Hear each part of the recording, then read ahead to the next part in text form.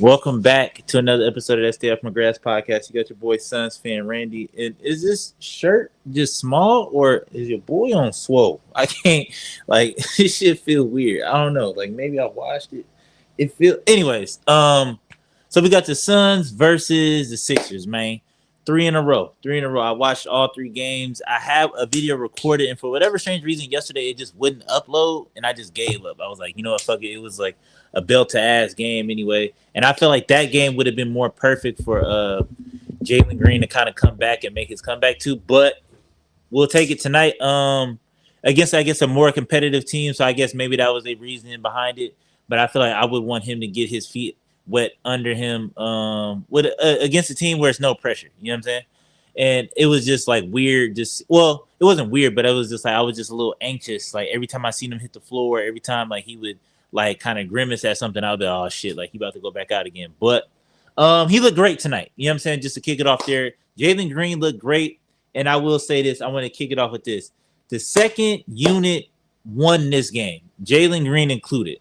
That Colin Gillespie, Jordan Goodwin, who else was out there? Grayson Allen. Like that unit also in that first or in that third quarter, they really won us this game. You know what I'm saying?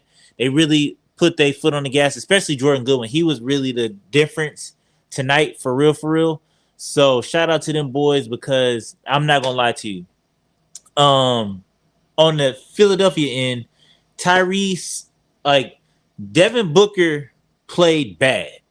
Tyrese Maxey played worse. You know what I'm saying? And I feel like that was the main story of this game. You know what I mean? Where Devin, the whole starting unit just looked terrible out there. Mark Williams was out there dropping shit on the pick and roll, couldn't catch. Devin Booker couldn't hit no shots, couldn't get nothing going. It was like he was out there clamped up.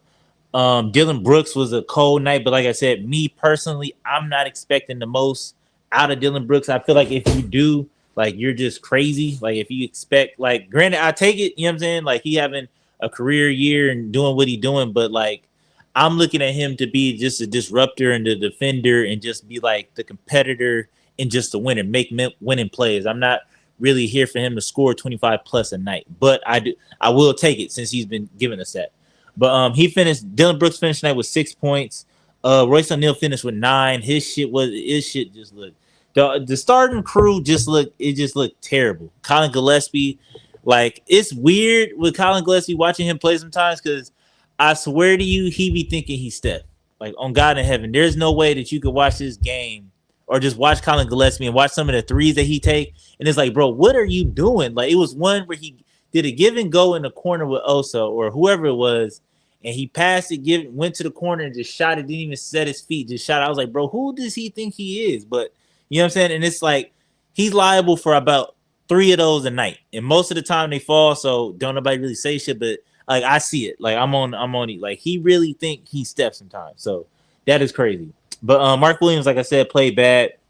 4 points, 9 rebounds, and like I said, he couldn't catch nothing on the pick and roll. Couldn't get a tip. Couldn't like wasn't really boxing out. Like it just looked bad. You know what I'm saying? It was moments. Like I said, luckily they was on a back to back too, so they kind of gassed out. And then they found a little bit of energy towards the end because they kind of like us in a sense where it's like they continue to fight, like it's never really over.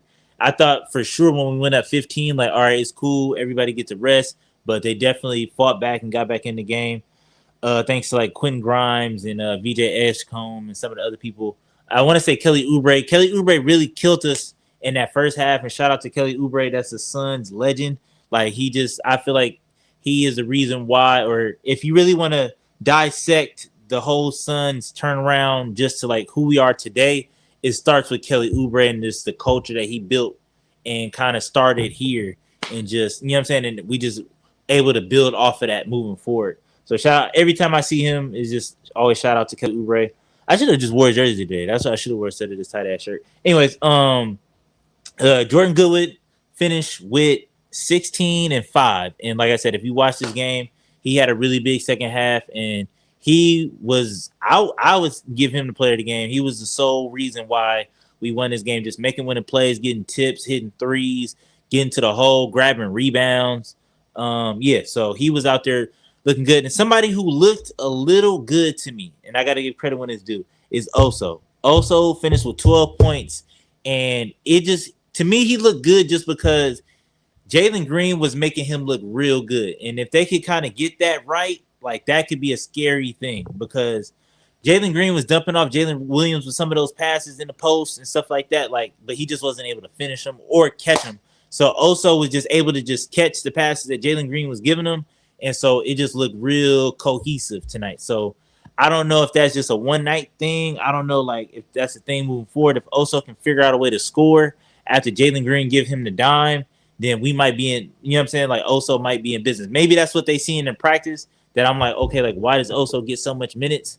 But yeah, so them two in that pick and roll definitely did look scary. And to me, it's a little weird for to watch Oso sometimes where it's like he got a handle for like he know how to dribble, but he don't know how to score, which is like an oxymoron where it's like why do you know how to dribble if you can't shoot and you not elite at like getting to the rim? You know what I mean? Like what's the point of having a handle and being shifty like if you can't get to the hole or shoot? Like to me that just don't make sense. But like it is what it is. You know what I'm saying? Like I see what he be doing. Sometimes he be holding on the ball too long on that pick and roll or in that give and go situation. So hopefully as he go further in his career, he'll be able to build off of that a little bit more. And like I said, the second unit really brought this shit home. VJ Edgecombe is gonna be a problem in the future. Like that's somebody, like I said, I was watching him in high school in New York, over there at Baylor. Like I see something in him where it's like he kind of got that Dylan Brooks kind of to him, where it's like he's just a competitor, and once he figure out how to like turn that into wins, it's gonna get real scary for the league. You know what I'm saying? It's gonna get real spooky. And he already got the athleticism. And tonight, to me, I didn't even know he had the mid range jumper on deck like he had it, but he had the mid range jumper. He had a really good first half. He finished with 25, 10 to 21. Um, Tyrese Maxey, like I was saying, he played absolutely terrible. And if it wasn't for him, we wouldn't have won this game. He played, he finished with 20 points, 7 to 25. And yeah, so just thanks to Tyrese Maxey and just some of the blown layups and some of the turnovers that he had late in the game.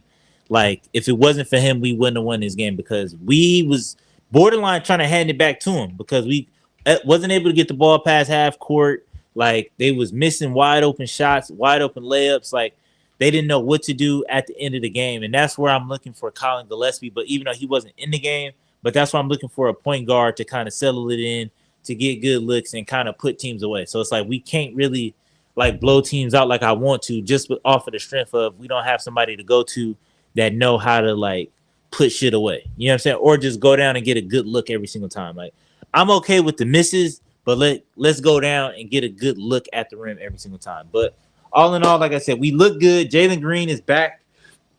Our next game is what, Friday?